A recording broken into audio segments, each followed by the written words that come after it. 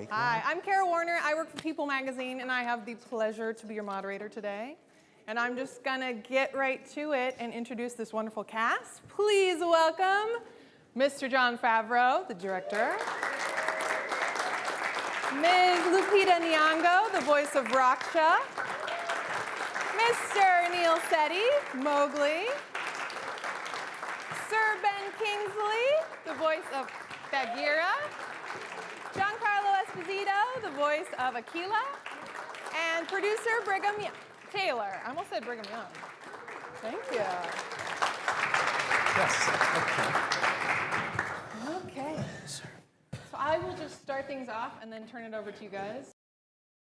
Mr. Favreau, can you talk about why this movie at this time? Like, what convinced you to go for it right now? Well, a lot of it was the enthusiasm of Disney and specifically Alan Horn, who's really connected with this film, with the story from the Kipling stories when he was growing up, and I connected very much with the animated film when I was growing up, and so we had common ground of both having great affection for this property, and the question became, if we love it so much in those other forms, why do it now? And as he pointed out to me, he says, look, when he saw Life of Pi, he realized that the technology may have come to a point where you can actually tell the story in a different way and maybe bring some of what existed in his imagination when he was growing up visually onto the big screen. And I was very compelled with the idea of taking what can be done in visual effects now. And I was also very impressed with films like Planet of the Apes, Avatar, Life of Pi as well, and specifically what was done in Gravity, the way that they filmed the principal photography almost as though it were an element shoot for an effects piece, and it became a big puzzle. And after sleeping on that and thinking about it, I came up with a take on it. And when I came back and we all discussed it, it sounded really, really cool. And so 100 years ago was the book, 50 years ago was the animated film, and now 50 years later, it's time to update the story for our generation. The actors, I'm just wondering if you could talk a little bit about how Jon convinced you to come on board, or sort of what you loved most about jumping in. Jon sat next to me at a party. He seated himself next to me with his benign smile and invited me to play Bagheera. And I think I said yes before you got to the end of the scene. Yes, we had met on the set of Iron Man 3. Yep. And I went from being completely starstruck to being impressed until finally just feeling a lot of affection for him. Sir Ben's an incredibly generous, warm, wonderful storyteller in person, and being an actor, I got some hold days, which I'm not used to having, and we spent some time together in Miami. We did, I think that the captain in charge of the project brings his or her taste to the project, and I knew Jon well enough, and I'm fond enough of him to know that his taste and judgment and his perception of humanity and childhood and storytelling completely concur with mine, so it was a joy to join this beautiful project of his. How were you convinced? Well, I met with Jon while I was very busy with the campaign for 12 Years a Slave at the time that I met with Jon, and he very quietly walked me through his idea for this version of the Jungle Book. And what struck me was the compassion with which he was talking about these characters. There was all this state-of-the-art stuff he was going to do with it, but at the heart of it was the love of the story and like a real vision for each character that he was going to bring to life. And for me, that was what got me. Nice. And Mr. Jon and I were working on, Jon called me to do a trailer for a game called Destiny. And there was a little piece in the beginning of that trailer that father was reading to his son the story of Mowgli from the book. And so we connected immediately in between takes talking about the book and the material. And I'm a Kipling lover. And it went away. And wouldn't it be cool if one day this could be a re-realized film, and John is so, as Sir Ben said, really in touch with all of his experiences, and which is really wonderful when you meet someone who is that keen and that sharp, who has not only the memory of it, but has the actual feeling for it. And so we had this wonderful conversation regarding it, and then months later, he called me and said, "Hey, guess what?" Which excited me very, very deeply. Just in my head, remembered him reading the strength of the pack is the wolf, and the strength of the wolf is the pack. And as we were developing the script for Jungle Book that I was hired for, completely years later, I think, or a year later, I remembered him reading that when we worked together, and I said, that's the guy we need for Aquila, who's the one who's sort of passing the law down to the next generation of wolves. So it's very weird how these things kind of, it's hard to imagine that there's not some guiding force to the way all of things that seemingly are. Exactly, for me, coincidences it's play out. synchronicitous, because for me, this story came from my mother. I come from divorced parents, and I have a brother. So my mother would read this Law of the Jungle to us because it was us three. We had to survive. It was the three of us. And so it really meant something very deep inside me. It's like what I tell my 4 girls now, you never leave a man behind. When you go to the bathroom, anywhere, you never leave anyone behind. So that And plays through to my that life. became the theme. As we developed the script, that became our theme. And it all came from just drawing back to the Kipling, drawing back to this experience, hearing a wonderful performance in my head that I had heard, and then so it organically evolved into that. Nice. Last question from me before I turn it over to you guys. Neil, if you could talk about how crazy your auditions were, and then sort of those first meetings you all had. I understand that Mr. Favreau sort of had you sort of work through things, and if you could just kind of talk about what that was like starting to play around with the material. It felt like it was too easy, like that shouldn't have happened like so easily. I just auditioned once and John really liked me, and then the first time I met Sir Ben Kingsley and Lupita, I voice recorded with Sir Ben, and I met you at D23, right, the convention, and that was a lot of fun. I got to see like my face.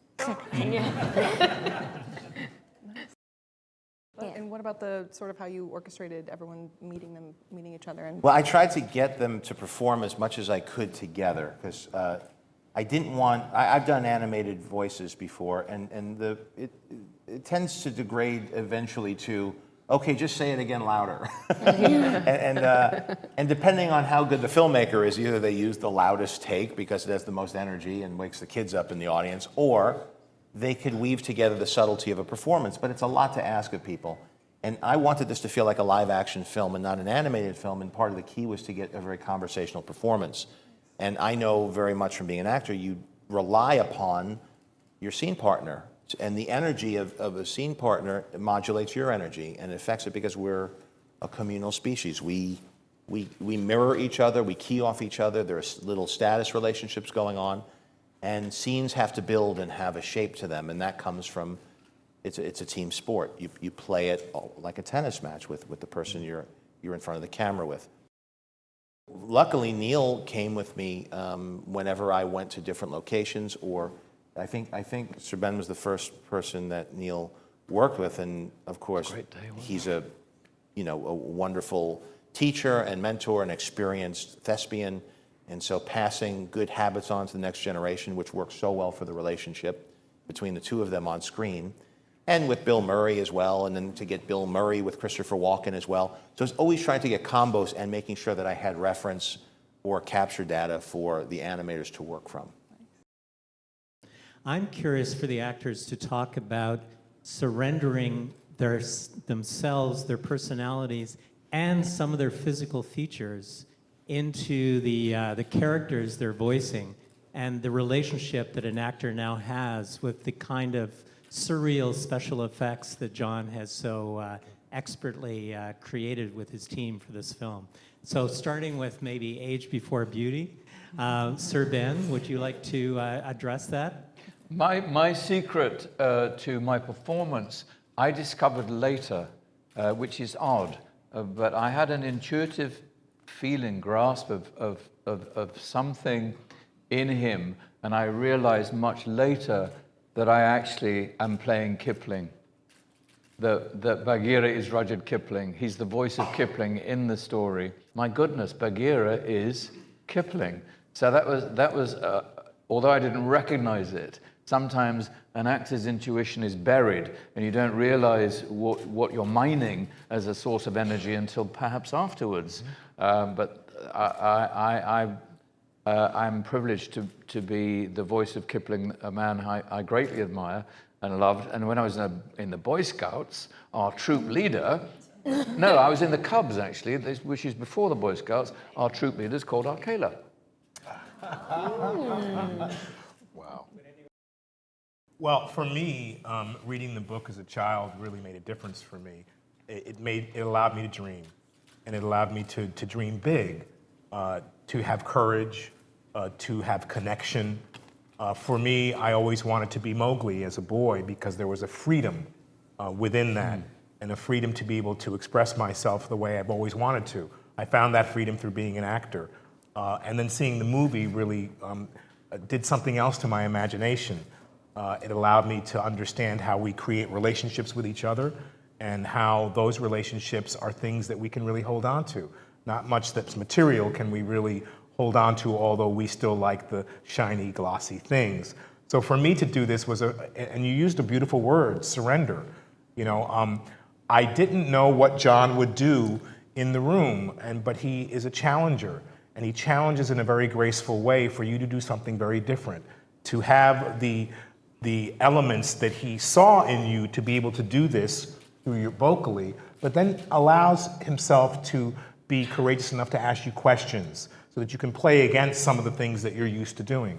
So for me, in the room and having John there with me, he always challenged me to play against things and do things a little bit differently, to have strength and not just to be the loudest person speaking.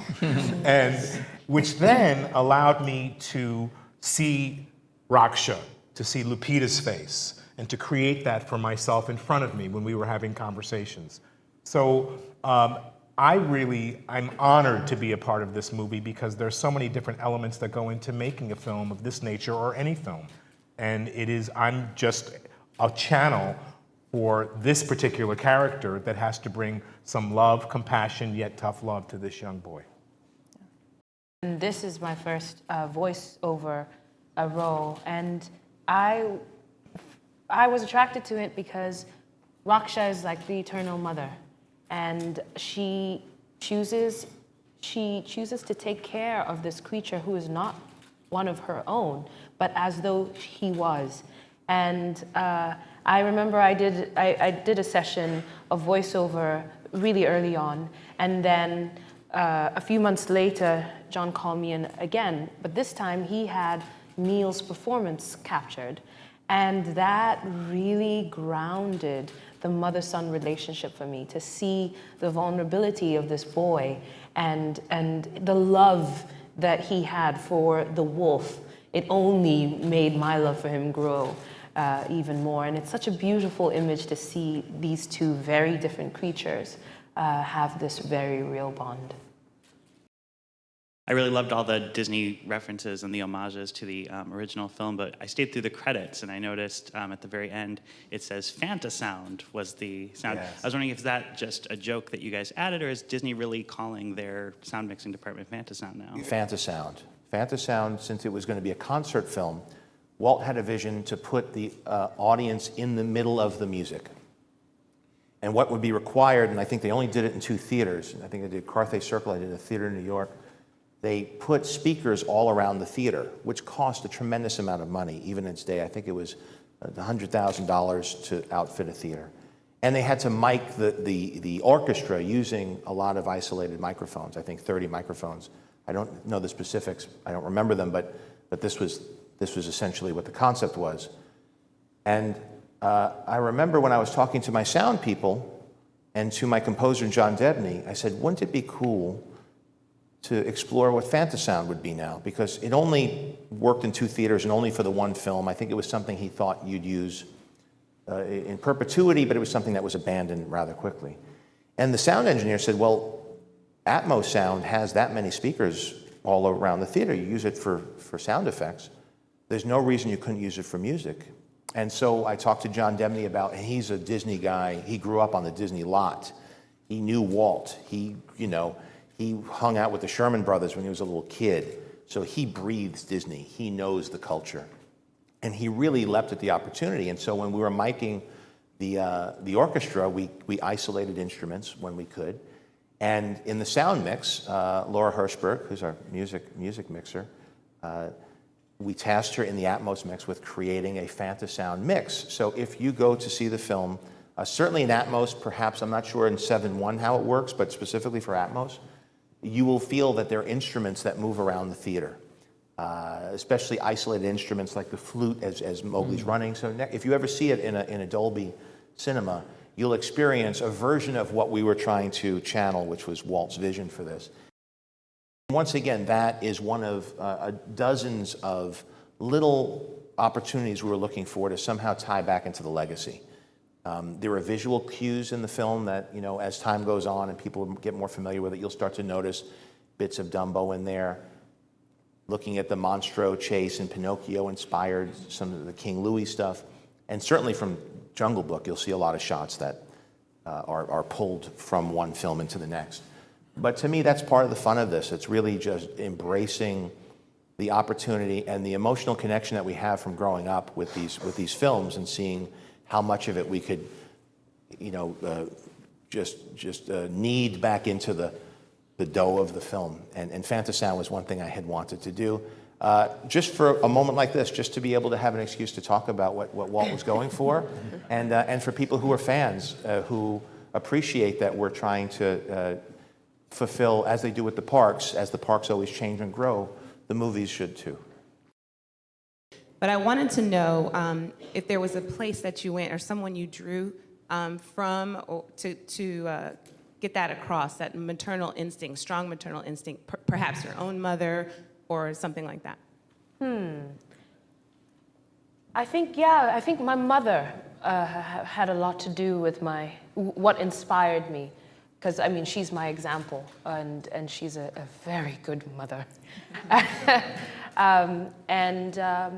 asked myself a lot of questions about what it would be like to lose one of my own, though I'm not a mother myself, but I do love children. When I was 12, I preferred to stay indoors and babysit my cousins than go outside and play. So there's that part of me that is very much alive. I gravitate towards children. So my mother definitely was someone who inspired me. This question is for the fathers up there. In the movie, Mowgli essentially had 3 father figures that all had very different philosophies on life. One of them was just teaching him to be a leader, one was teaching him to survive individually, and the other one is kind of exploring his creative side and letting him do what he wants. So personally, how do you guys raise your kids? Which would you more associate towards, I think if you're blessed with children, I think you have to adapt to each child in each moment. I think you have to be very pragmatic as a parent. I think it's a lot to do with attention and responding to the ever-changing complexities of a child's needs and to address them moment by moment rather than have a set book of rules. That's my 2 cents worth. Yeah, I'm finding with my 4 daughters that, you first learn as a parent when your child comes out, you want to form them and do all the right things for them. And then you look at them one day and you go, oh, they're already formed. They've got their own deal going. And then that's the moment for me that it clicked in that they're each very, very different. There is the room for the different style of parenting and storytelling, which is what are the traditions, what are the myths of a culture for? They're to try to help the young generation not have to learn lessons painfully because you could learn them through visualization and through story. And rule systems are effort out of love, I think, to save the next generation from the pain that the older generation goes through. To explain to them that the stove is hot without them having to touch it. And of course, that's a fantasy. You can't protect, they have to learn on their own as well. But that is part of the strength of a culture, is that you can help at least give them a context, contextualize their struggles so that as they persevere and come out the other end, they understand what it means and it gives it purpose. So although there are 3 father figures and 1 mother figure here, it's really a division, a deconstruction of what parents are. They have elements of all of them. And just like Dorothy with her friends going down the yellow brick road, they all represent different aspects of what goes on in our brain, I think. And so as a parent, sometimes I'm Bagheera, sometimes I'm Baloo, sometimes Akela, sometimes Raksha. How did you handle the stunts? Because obviously, I'm sure there's a shortage of short stuntmen. So how did you handle those scenes? Well, I'm not a climber that much because I was raised in the city, so I don't climb that much. But after the movie, it looks like I'm climbing. I'm always climbing, and it's like 400 feet off the ground. But I can only be 30 inches off the ground, so it's just a blue pad, and it looks like it's so like far down, but it's really not. But he did. But one of the reasons we hired Neil, and one of the things he didn't, he neglected to share, which was a big deal for us, was we put him through the paces with the stuntmen before we hired him to see what type of athlete he was. And Neil's actually great at a lot of sports, but and so when I would direct him, sometimes it was more like being a coach. So sometimes in a scene he was, his body posture wasn't right, and I'd say, be more poised, be a little more explosive, and we weren't getting there. And I said, do you play baseball? He's like, yeah. I said, do you ever steal a base? He's like, oh yeah. I said, pretend you're getting ready to steal second base. So when you watch him running away from the cattle in the stampede, that wonderful posture he had, he was stealing bases. I said, okay, go for it. Okay, the pitcher's looking at you. Okay, go for it, break for it. And so you get this incredible sense of focus out of him. And really, that's the trick of acting. You do it to yourself. Depending on what technique you were trained in, it's tricking yourself into believing that what you're doing is real and creating an immediate moment, especially on film, where you just need a moment of clarity. And when Neil's eyes would light up, it would light up the screen. I knew I needed someone to anchor emotionally the whole story and for you to subjectively see it through the eyes of. And somebody who, even when he was not being busy, is somebody who's going to be compelling and somebody you relate to and enjoy watching for an hour and a half, which is a lot to ask of any actor. And so it was Neil, just the energy, you see who he is, as Giancarlo said, they are who they are, even from a young age. They kind of inherit their soul. And on top of that, just being able to keep him engaged for the 9 months we were working together to keep that immediacy and that focus on cue for when we had to film. So it's a big deal what Neil was able to do, and I think a testament to all the people, not just the people on this couch who worked with him, but also the crew, which was really like a family. Can you kind of speak to, you've produced really large movies, and this is a really big movie, but such a unique one. Can you sort of speak to? I had the wonderful experience of working for the last 20 plus years at Disney as an executive, overseeing production from that side of things, and I transitioned from that position to this film as a producer. John was very gracious to embrace me in that role, and that was also my only, most important job. The biggest job I had was to find, I think, the right filmmaker. And so we knew when Alan talked about making this title and what we could do with this title, and we all imagined what it could be, you started to figure out what kind of skill sets you needed to pull that off. You need someone who had the warmth and humanity to inject it with the charm and with the thematic quality you needed. And then you also had to have someone who knew how to master this incredibly complex thing, because we knew that there wasn't going to be a live animal on the set. There couldn't be. In fact, to portray it the way Kipling had envisioned it, if perhaps even for the first time, because he was envisioning a live-action world with a child living amongst these animals. We needed someone who could do all that, and when you looked at the list, it whittled down to one guy. And I'd known John a little bit. And he wasn't available. And then we called John. No, but John and I worked together a little bit on some development of a very ambitious idea before that was also Disney-related, and I knew that he knew these things. He was very uniquely situated in knowing how to do all that. And beyond that, I also knew from the stuff we'd worked on earlier of his deep passion for Disney itself and for what it represented, and he knew that as well. And I'd been in the company for 20-some-odd years, and he knew it as well as anyone that I had worked with, if not better. And so we were very lucky that he was available. Your love for the story shows in every frame. So going into it, what was your biggest fear? And now coming out of it and having it come to the masses, what are you most proud of or most excited for people to see? My biggest thing was not to drop the ball on the people, for the people who love this underlying property. And knowing inherently I couldn't just take the G-rated musical for children and make it photoreal.